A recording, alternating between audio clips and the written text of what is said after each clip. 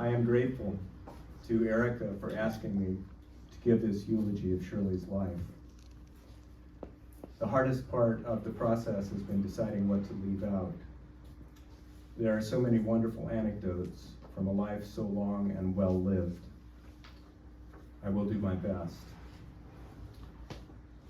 To remember Shirley's life is to remember the communities that she lived in and the people she loved. Shirley was a daughter, sister, niece, mother, grandmother, aunt, wife, mentor, colleague, caretaker, and patient, but above all, a friend.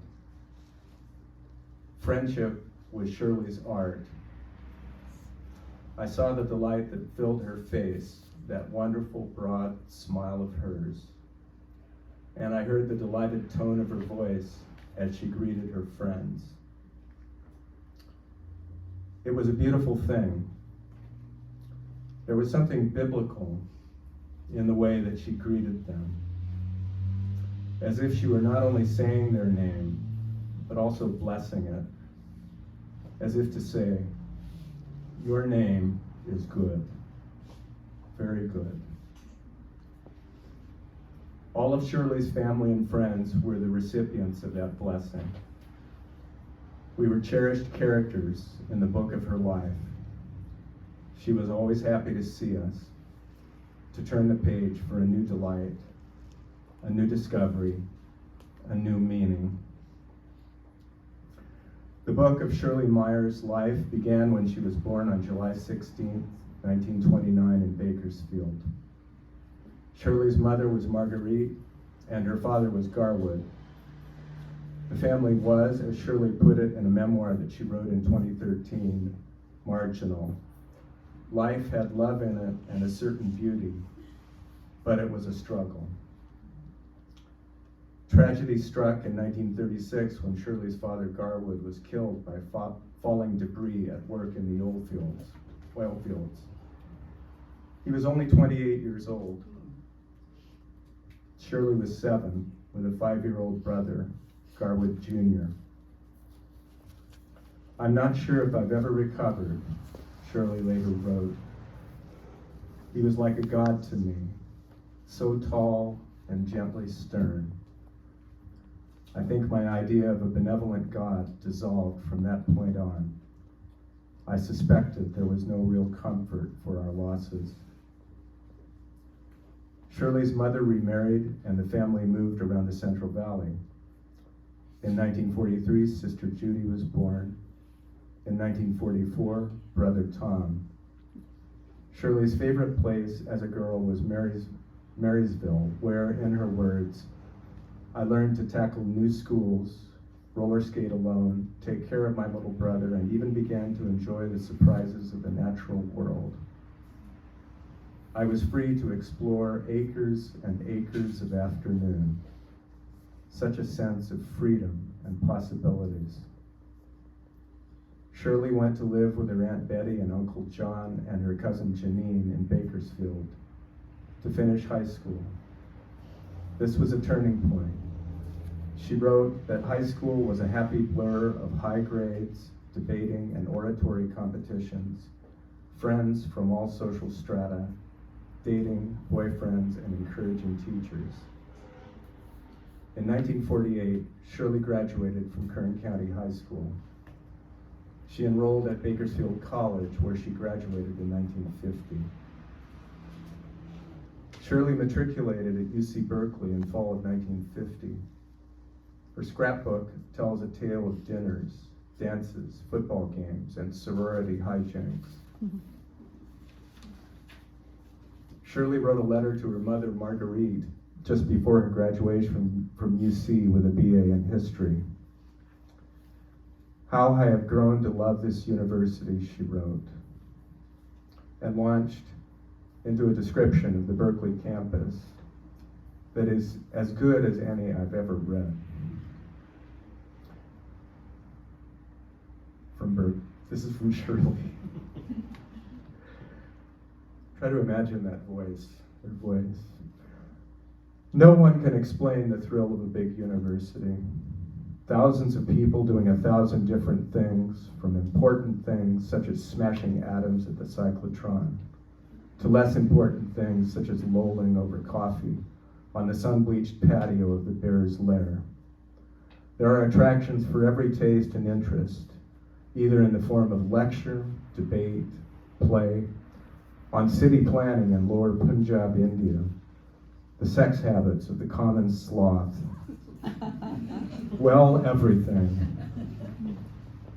Then the beautiful grounds, green hills, old sprawling buildings jammed in awkwardly among the newer, more imposing buildings. The great white campanile which chimes the hour and also plays scores of little tunes at lunchtime. And Sunday Vesper, 4 o'clock. Then all the scores of little places to eat, have coffee, and talk about world-shaking events. Then Sather Gate, where there is always some bombastic speaker on an orange crate telling you why you should vote for Bugsy Siegel, or why you should eat whale ice cream bars, munchy crunchy, good for lunchy, or they're good, you should. Well, there isn't enough time to tell you how much I'll miss this wonderful place and period of my life. No doubt, I will look back upon college as the best years of my life. In 1953, Shirley traveled to Europe with her friends Phyllis Kotite and Janet Greenkey to work in refugee work camps in Switzerland and Germany. After finishing their assignment, they hitchhiked all around Europe, ending up in Le Havre, where they persuaded the crew of a Dutch ship to transport them all the way across the Atlantic, even though they didn't have a penny to their names. Back in Berkeley, Shirley re-enrolled at Cal and completed a master's degree in history. For a year, she taught at her alma mater, Bakersfield College. Then, still restless, she drove her old blue Plymouth across the country and landed in New York City.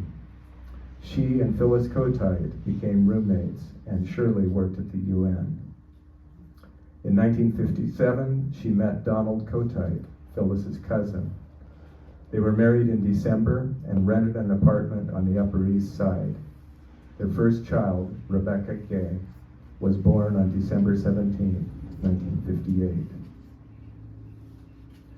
Motherhood propelled Shirley into a life that was the inverse of her life as a world traveler and a student at Cal.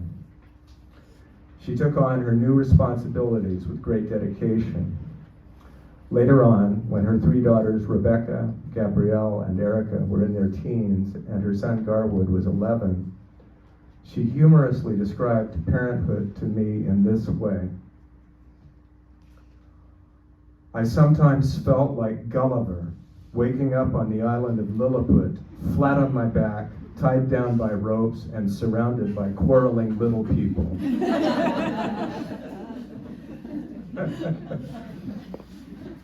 Oh, so many conversations I remember from those with Shirley.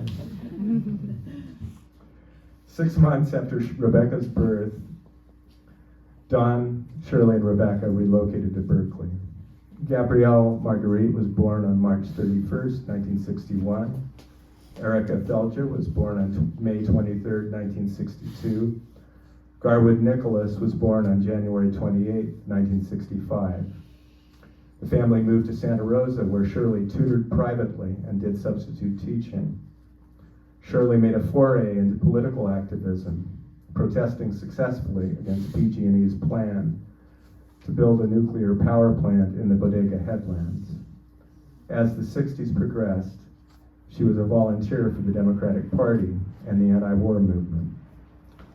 Sadly, Shirley's marriage to Donald Kotite came to an end in 1968. Decades later, Shirley told me that the 1960s was her favorite decade, and said, "I hate it when people badmouth the 60s. Shirley embodied some of the best things about the 60s: idealism, civil rights, freedom of self-expression, multiculturalism, and not least, feminism. Shirley was an astute and wide-awake feminist. Although she liked men, she recognized the ways that men discounted and subjugated women. She remembered being patronized by one of her male professors at UC because he thought she was too impressionistic.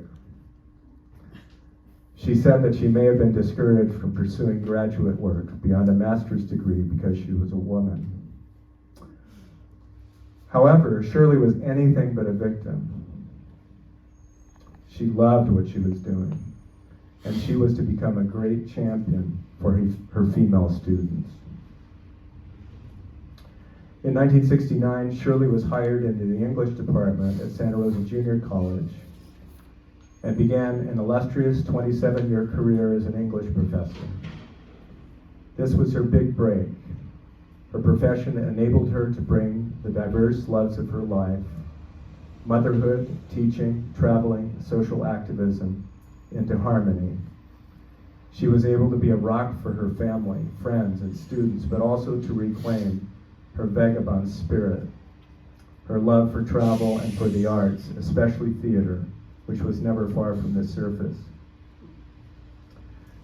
In the summer of 1972, Shirley loaded up her orange VW bus with her 4 children and her mother Marguerite and launched an epic journey to Mexico.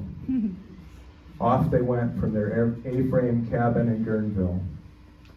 Erica recalls, "Our first overnight was in Guaymas. We began with camping, and after about 5 days of mosquitoes and rainstorms, it was motels and hotels all the way.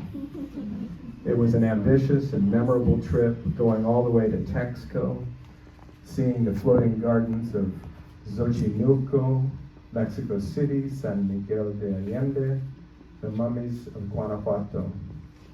We stayed with a poor family in Chihuahua on our way home after Shirley gave the head of the household a ride back to his house." As for Shirley's innovative teaching career, I couldn't do better than to quote Erica's words from Shirley's obituary. Her team teaching courses with Sidney Battershaw included multiple trips each semester. At least twice a semester, buses of students went to Bay Area theaters.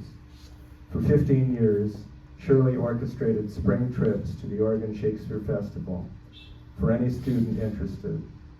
This unflagging impresario taught her colleagues how to do it for their own classes, and soon many theater options were available to SRJC English students.